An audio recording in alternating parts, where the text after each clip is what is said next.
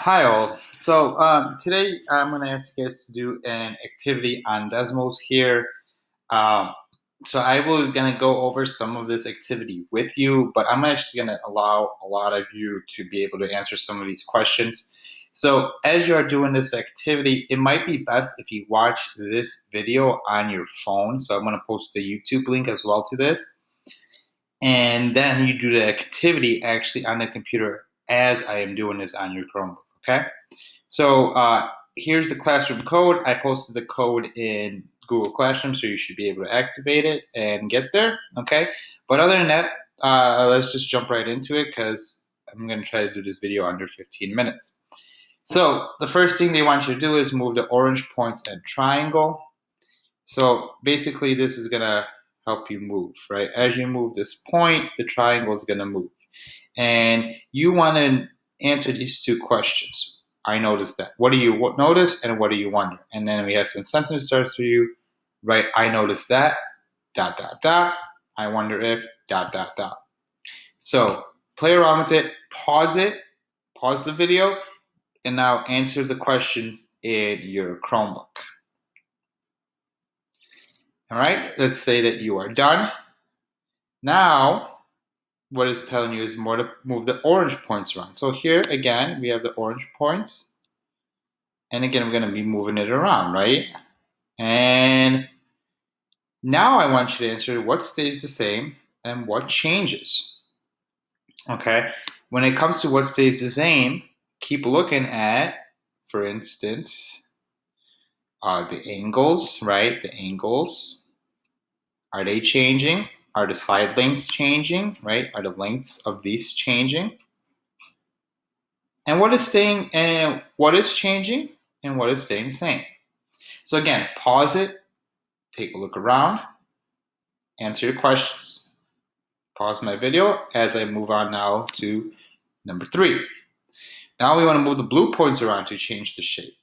Okay, so I'm going to change the blue points. And as I move the blue points, you can notice that the orange points are also changing. That's interesting. So again, how are the two triangles the same? How are they different? Pause the video, play around, answer the questions. So this one, these hexagons are congruent. So the triangles in your previous screens were congruent. What do you think the word congruent means? And we kind of talked about congruent, right? I think we took them in the notes. But again, what does congruent mean? These two hexagons are congruent. What does that mean? Again, pause slide, pause the video, and answer this question. I think congruent means ... So can you find two triangles in this picture? Actually, let's skip this one. Let's skip 5, let's skip 6, and let's skip 7, and you're going to go straight into number 8. All right, so we don't have to do anything for 5, 6, and 7. I made a mistake. So in number 8, Mazia says these two rectangles are congruent. Ibrahim says they are not. Who do you agree with? Why or why not? Are these two rectangles congruent? So you're going to agree with either Marzia or Ibrahim. Choose one, write the answer, okay? Pause this again.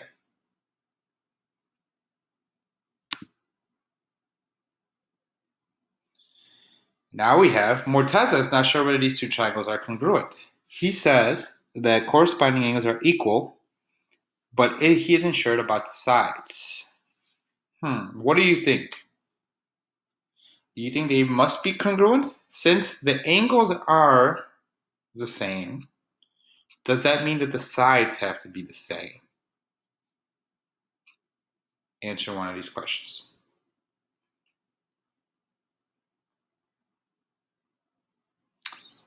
All right, so pause that, answer the question, and then move on to number 10. What do you think? I am actually not positive that two triangles are congruent. I see the angles are all the same. What else do I need to know to prove they are congruent? So I need to know something else. I know the angles are the same, but what else? Okay, you're going to share your answer here. Now we're going to do naming congruent triangles can be tricky. We have triangle ABC. It's congruent to triangle DEF. Triangle ABC is congruent to triangle DEF, but triangle ABC is not, right? This is a little not congruent to EFD. What is the difference between these two statements? What is the difference between triangle ABC is congruent to DEF, but triangle ABC is not congruent to EFD? Okay, so you're going to write down the difference. Again, you got to keep pausing this as I'm going along, right? So you can answer your question. So which triangle here is congruent to triangle ABC? So A, right, is the right angle. B has the 2 tick marks. C has 1 tick mark. So what you have to do here is you have to match angle A, the 90-degree angle, with angle P, because this is also. So if A is first, it means P has to come first, right? And that right there would give us the answer here. But we'd also have to check, is B, okay, B has 2 tick marks, Q is second, B is second. Okay, so that's good. C is 1 tick mark, and R is 1 tick mark, and that's good. And R and C, the C is the last, R is the last, okay? So I gave you the answer, so I'm going to just jump right into number 13. I want to know which triangle is congruent to BAC. It's the same picture as last one, but now what you want to do is tell me which one is triangle BAC. So BAC.